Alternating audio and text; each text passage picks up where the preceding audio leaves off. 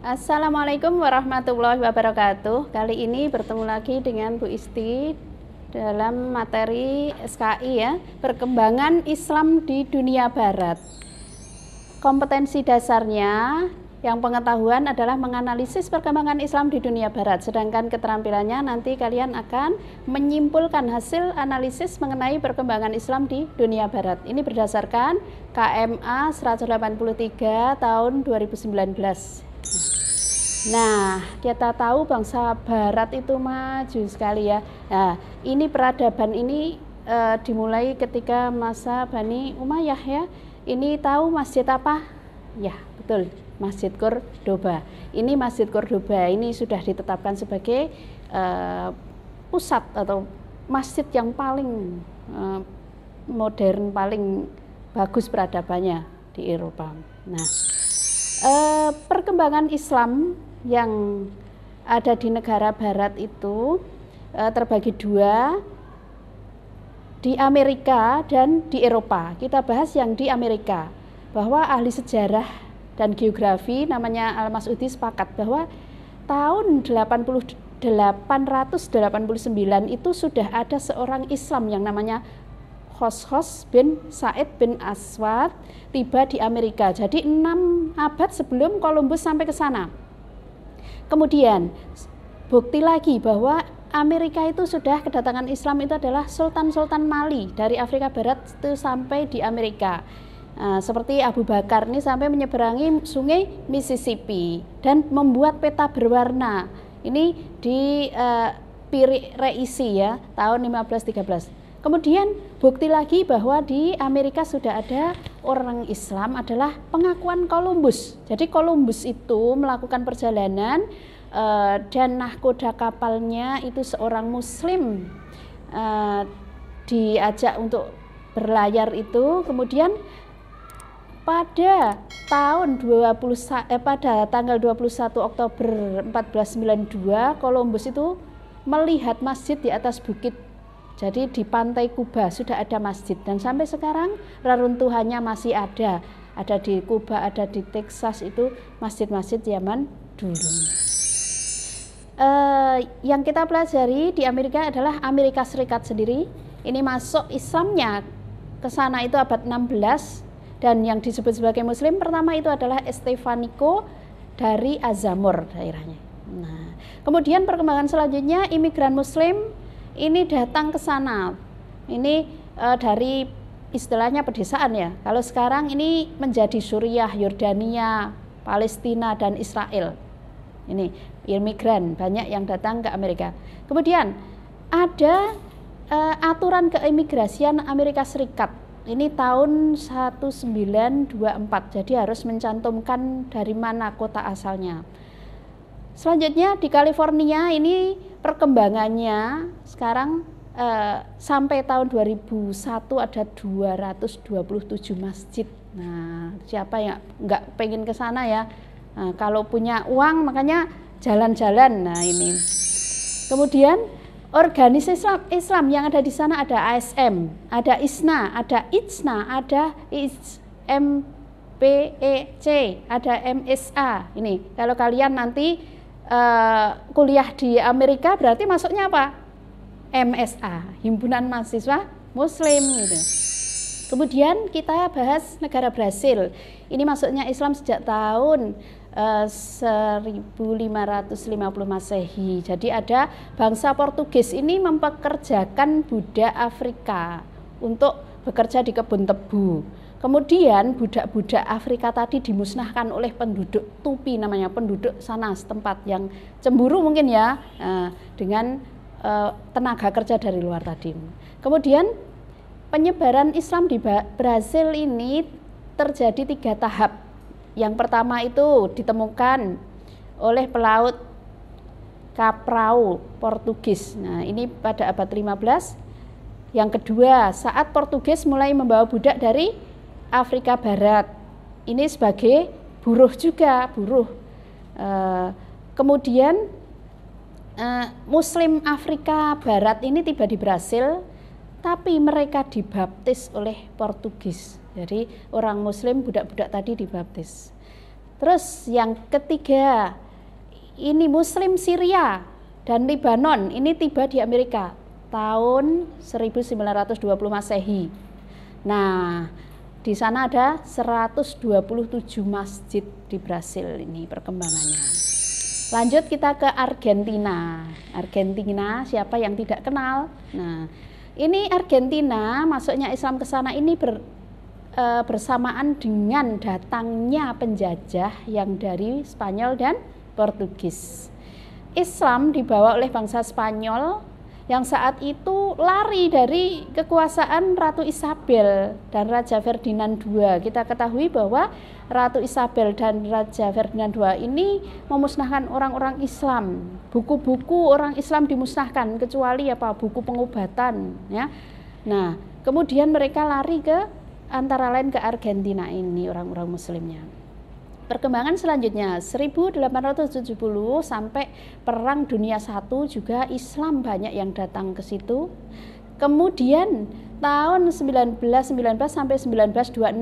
Nah, di sini baru upaya untuk kebangkitan ya. Nah, ini ada tokoh nih keluarga Menem ya. Keluarga Menem ini sebenarnya orang Islam, tetapi kemudian yang menjadi presiden di Argentina itu keturunannya bukan Islam. Nah, dia Katolik Roma dan membuat peraturan yang jadi presiden itu harus orang Katolik. Nah, tapi kemudian diperbarui, direvolusi oleh rakyat. Nah, Muslim di Argentina berjumlah 3,5 juta Muslim. Nah, sekarang kita ke Eropa. Nah, siapa yang tidak mau ke Eropa? Negaranya ya Allah. Seperti itu ya, bukan bayangan kita, bukan Islam itu mengerikan di sana, tetapi sekarang perkembangannya semakin pesat. Dibaca perkembangannya dalam mungkin Ayo Cirebon juga bagus, ini tentang perkembangan Islam di Eropa. Ada 5 negara yang kemungkinan nanti menjadi besar, bahkan ini nanti Israel itu yang terbanyak Islamnya. Lanjut, kita tahu di Eropa, kekhalifahan Islam di Spanyol ini di Andalusia masuk Islamnya selama 8 abad ya, dan berakhir 1492 ketika Columbus menemukan Amerika tadi. Nah, pemerintahan atau daulah di Spanyol ini habis. Kemudian abad ke-13 di antara penguasa Mongol, yakni dinasti Han, itu ada yang beragama Islam. Jadi ini masuk ke Eropa. Yang ketiga, ekspansi kekhalifahan Turki Utsmani. Jadi ini ada ekspansi abad ke-14 dan 15. Ini ke wilayah Balkan dan Eropa Tengah. Nah, sekarang yang kita pelajari ini khusus tentang Belanda.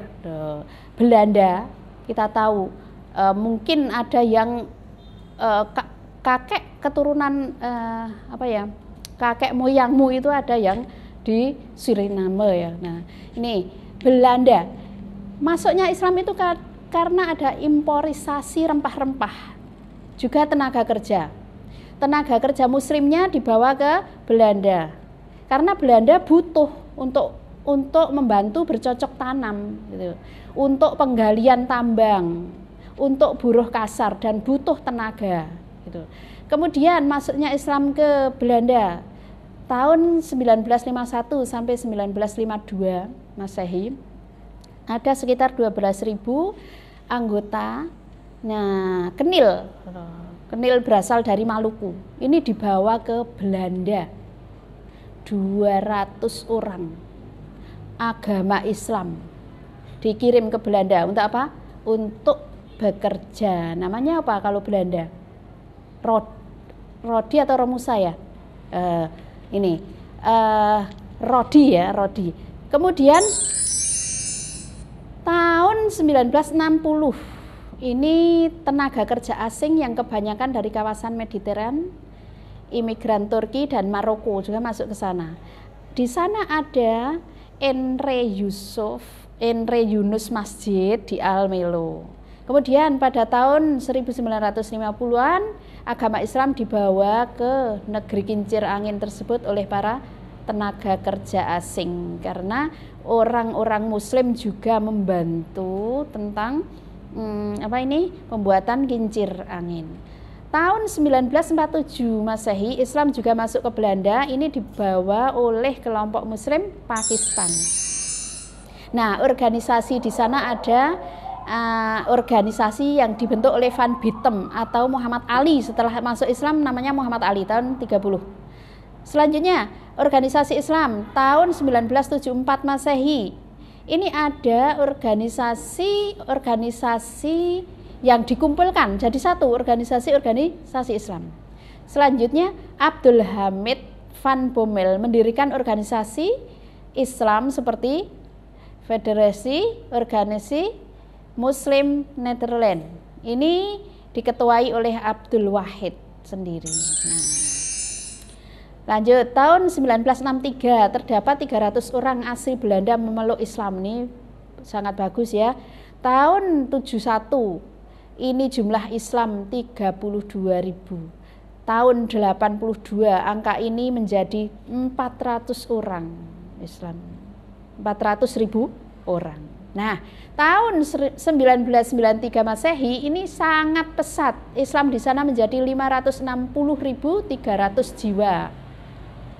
Selanjutnya di tahun 2004 ini muslimnya sudah menjadi 944.000. Bangsa Belanda sendiri sudah mencapai angka kurang dari 200-an dari jumlah penduduk Belanda gitu.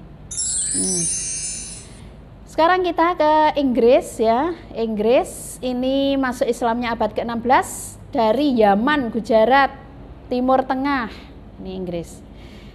Ini terjadi karena dibukanya terusan Suez pada 1869 Masehi, juga karena ekspansi kolonial yang dilakukan pemerintah Inggris.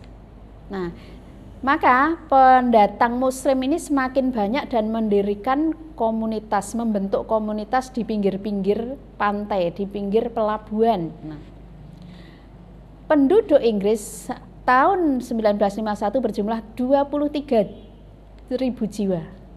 Tapi 10 tahun belakangan populasi penduduk Inggris ini sudah menjadi 82.000.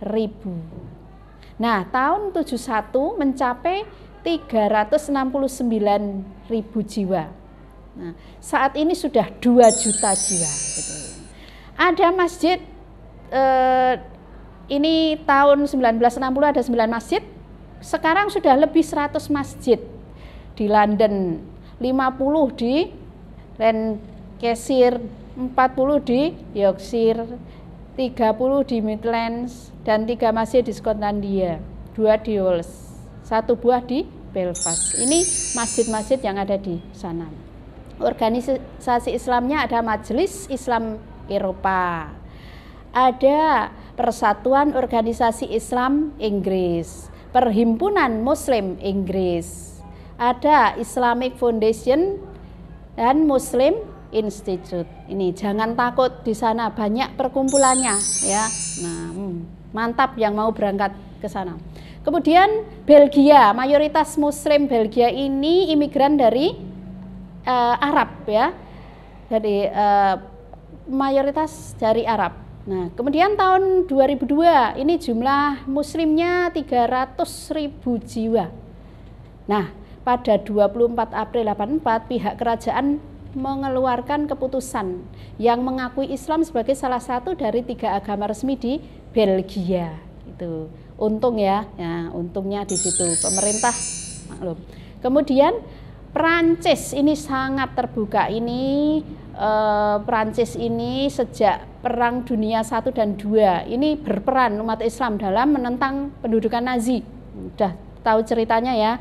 Kemudian Islam berkembang pada akhir abad ke-19 dan 20. Pada tahun 1922 telah berdiri sebuah masjid namanya Masjid Raya Yusuf di Paris.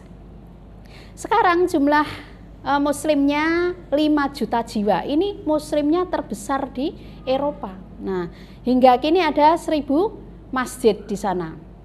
Kemudian tahun 60 ini ada hijrah besar-besaran dari Aljazair, Libya, Maroko, Mauritania. Ini dikenal dengan nama imigrasi kaum buruh. Ini menjadikan Islam pesat di sana, maju pesat. Nah, tapi tahun 1989 ada isu pelarangan memakai jilbab. Pekerja, pelajar tidak boleh memakai jilbab. Dan ini memicu umat Islam untuk melakukan apa ya? Demo ya. Nah, kemudian tanggal 2 November pemerintah memperbolehkan para siswi muslimah mengenakan jilbab di sekolah negeri.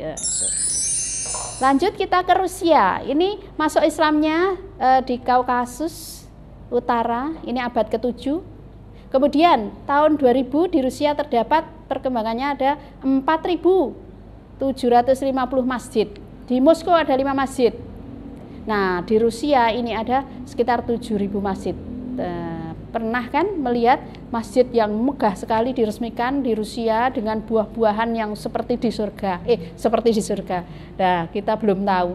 Mungkin di surga itu kan lebih bagus lagi dari itu. Mayoritas muslim di Rusia adalah kelompok Sunni, terdiri dari 2 madhab, yaitu Syafi'i, madhab Syafi'i, dan madhab Hanafi. Sekarang ke Italia. Italia ini masuk Islamnya, ingat nggak? Pernah umat Islam sudah sampai ke Sisilia, Pulau Sisilia. Kemudian sampai ke kota Roma, gereja terbesar umat Katolik. Cuma sayang, Santo Petrus tidak diambil alih. Jadi pernah dikuasai tapi tidak diambil alih, gitu. Karena kurangnya ini ya. Tidak aktif dari orang-orangnya saat itu. Kemudian bangunan dan benteng ini masih berdiri kokoh dan jadi tempat wisata di sana. Nah, ada dampak dari peristiwa 11 September yang terjadi di WTC. Jadi umat Islam ini disebut sebagai umat yang keras.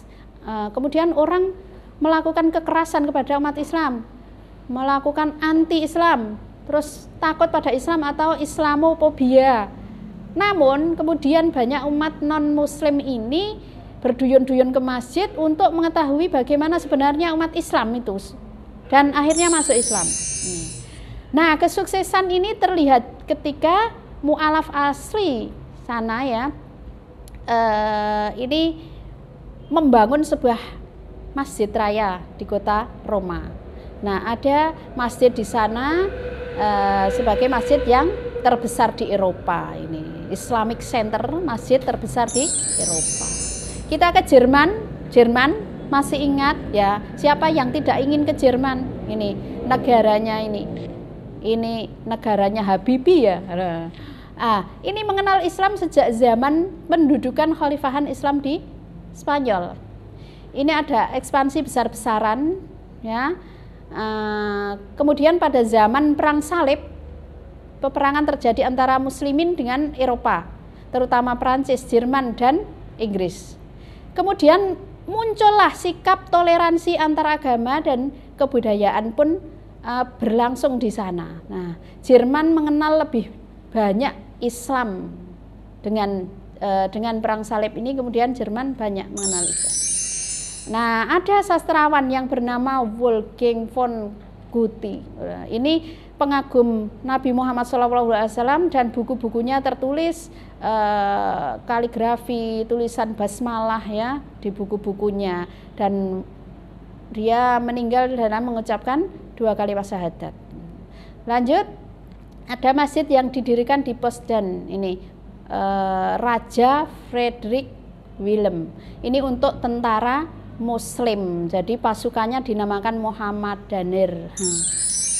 Nah, umat Islam tahun 90 di sini berjumlah 2 juta jiwa. Di sana ada Masjid Al-Falah di Berlin, tak jauh dari kedutaan besar. Nah, ada 2.500 mahasiswa Indonesia, yaitu termasuk karena tertarik dengan kehebatan Habibie, akhirnya gimana toh mengambil ilmu di sana sampai berhasil seperti itu. Nah, ini keberhasilan. Sekarang Spanyol yang terakhir ya. Spanyol banyak menorehkan sejarah. Nah, ini sudah kita ketahui. Islam masuk ke sana itu tahun 711 Masehi. Ini masuk pada zaman Khalid bin Walid, Khalifah Khalid bin Walid, gubernurnya nama Musa bin Nusair. Terus pasukan panglimanya namanya Tariq bin Ziyad, dan mata-matanya itu namanya Thorif bin Malik. Jadi ada 3 serangkai yang bekerja sama masuk ke sana. Daerah yang pertama diduduki, diinjak adalah Jabal Thariq, gitu, karena diinjak kakinya oleh Thariq bin Ziyad tadi. Nah, saat ini diperkirakan muslimnya berjumlah 750.000 orang. Ini perkembangannya sangat bagus sekali di Eropa, meningkat tajam. Ya. Demikian kita akhiri ya SKI pada hari ini. Wassalamualaikum warahmatullahi wabarakatuh.